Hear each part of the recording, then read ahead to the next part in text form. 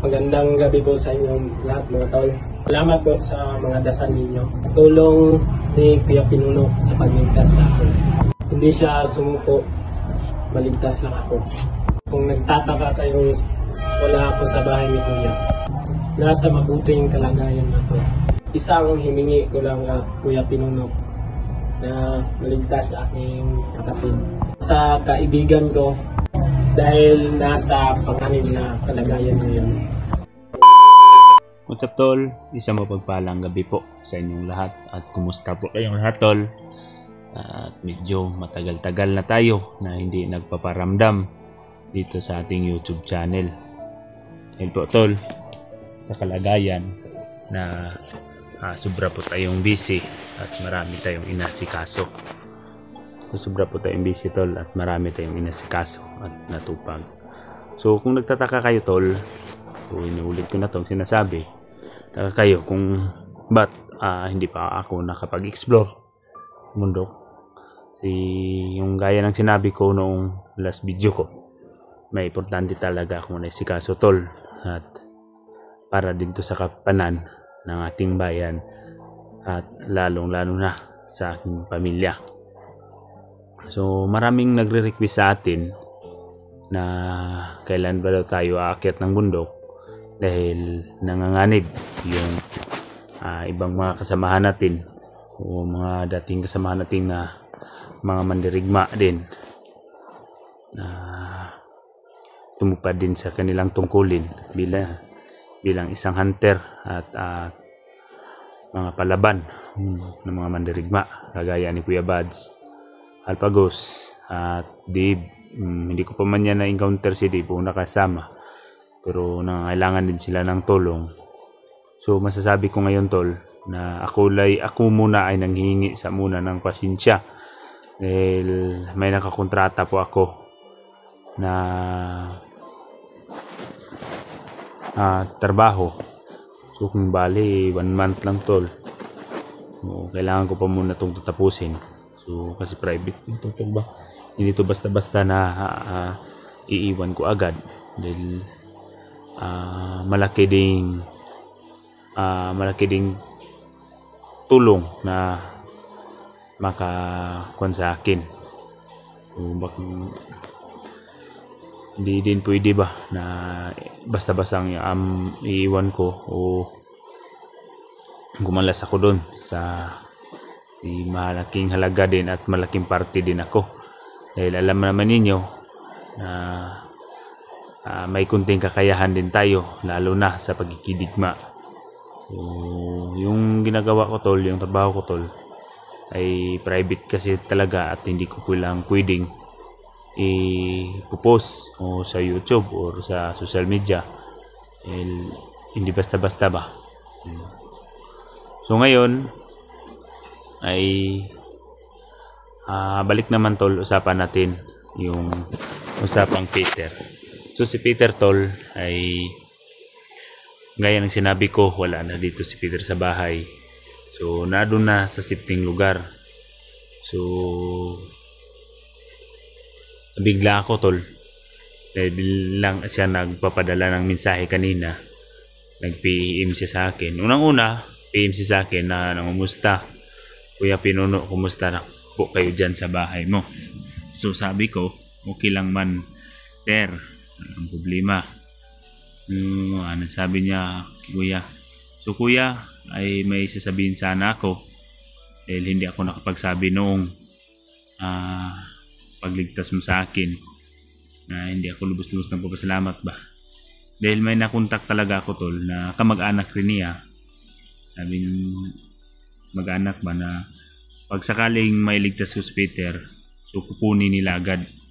So yun ang nangyari. Yung usapan namin ni Peter, hindi kami nag-usapan ng matagal.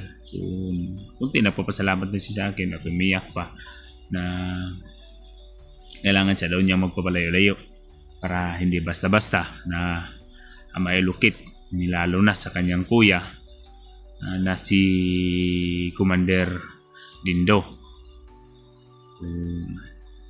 Na hindi pa natin napapaslang. Alam ko na nararamdaman ko tol na maraming kababalaghan ng ginagawa ni Commander Lindo at Commander Yawa. Ramdam ko talaga yun dahil may umaligid paminsan-minsan pa dito daw sa bahay nang wala ako, sabi ng asawa ko. So, nag-iingat pa rin kami, lalo na sa pamilya ko. So balik naman tayo doon to kay Peter tol. So si Peter kanina, nagmi-message talaga o nangumusta. So pag na-replyan ko tol, so agad siyang tumawag na kuya, may sasabihin sana ako sa iyo at sana ay bigyan mo ng pansin. So yun tol, nagpapaabot siya ng mensahe at nagpapasalamat at may sinabi pa siya. So isisingit ko na lang yung isinabi ni Peter. So kung baga, ilagay ko na lang sa intro yung sabi ni Peter sa akin na naghingi pa din siya ng tulong. At sakali daw tol na maging okay na ang lahat at makapag-relax na daw siya at mag-isip siya ng mabuti. So bumisita lang daw siya dito pero hindi daw siya pwedeng magsasabi kung kailan, kung anong oras, anong araw. Dahil mas mainam, mas mabuti na mag-iingat pa rin. Dahil ang alam natin na yung kasakiman talaga ni Dindo, na naibawi natin ang kanyang kapatid na si Peter. So may isa pa rin din silang kapatid tol na sabi ni Peter sa akin, may isang kapatid pa sila.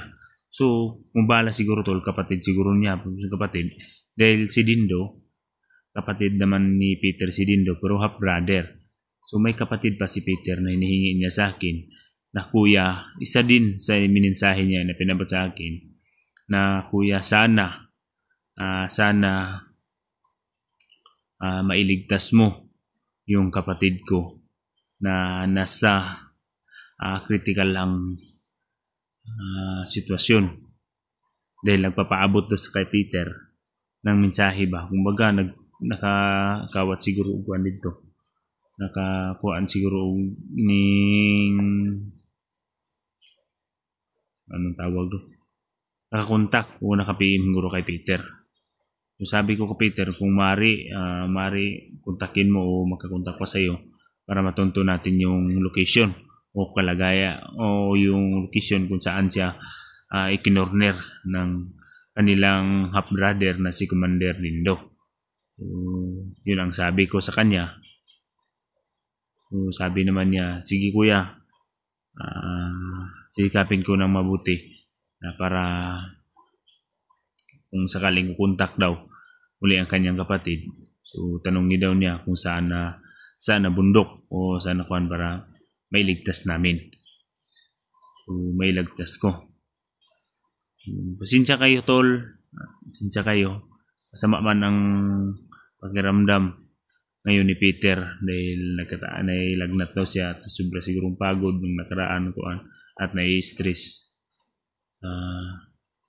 Yung pagtawag sa kanyang kapatid. So, kung nakikita nyo sa video tol, yung busis talaga ni Peter ay parang iba dahil nagkasakit siya ba, nagkalagnat din. So, wala siya dito.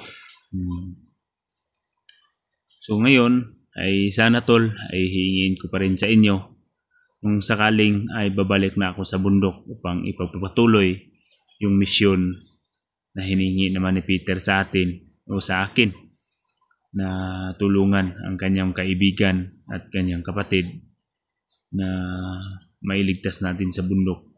At sana tol ay susuportahan pa rin ninyo ako na suportahan pa rin niyo ako tol at panoorin yung buong video at hindi kayo magsasawa na manood pa rin pagbalik sa bundok ko tol. So marami pa akong ginagawa ngayon. Kung natapos lang sana to tol, siguro bago sana ako aakyat doon sa mission ko kay Juan, hinihingi ni Peter. Tutulungan ko sana sila Kuya Buds, yung iba pang nangailangan ng tulong natin. Pero itry ko na lang tol ha. Hindi ako mapopromise sa inyo dahil baka maiba yung masabi ninyo ba na nagpa-promise ako man hindi ako pupunta. Hindi lang ako mapopromise lang sa muna. Kung sakaling matapos ito, yung importanteng ginagawa ko, inasakaso ko ngayong buwan, ay lilipad at tutulong agad ako sa mga kaibigan at nangailangan. Dahil isa din sa motto natin yan, na kung kahit sino man sa amin nangailangan ng tulong, ay magtutulungan talaga kami. Pero sa ngayon talaga tol, ako'y taos pusong humihingi ng dispensa dahil nakakontrata po yung binabadihan ko ba yung trabaho ko ngayon. So nakakontrata po halos isang buwan na kailangan ay tapusin ko. Hindi muna ako kakalas. Sana tol ay maunawaan ninyong lahat na mga solid supporters natin dyan. Solid supporters ko at mga silent viewers ko na hindi ko agad tol yung mga request ninyo. At panalangin na lang natin tol na sa ating mahal na Ama na sana ay gabayan niya yung mga kaibigan natin na nasa critical ang sitwasyon at na makatakas o makaligtas. Pero sana lang tol. So sana ay naway maintindihan ninyo yung kalagayan ko din. Kung natapos lang sana dito, tapos lang nga yung kontrata ng tinatrabaho ko. So hindi na talaga ako magdadalawang isip lilipad o tutulong sa mga kaibigan natin. So, yun lang tol at maraming salamat po sa inyo at sa panood nito ng aking video. Paki-share po, like at subscribe. At sana ay maunawaan ninyong lahat at mega love shout out po sa lahat ng solid supporters ko. At God bless you all tol at thank you. Hanggang sa muli.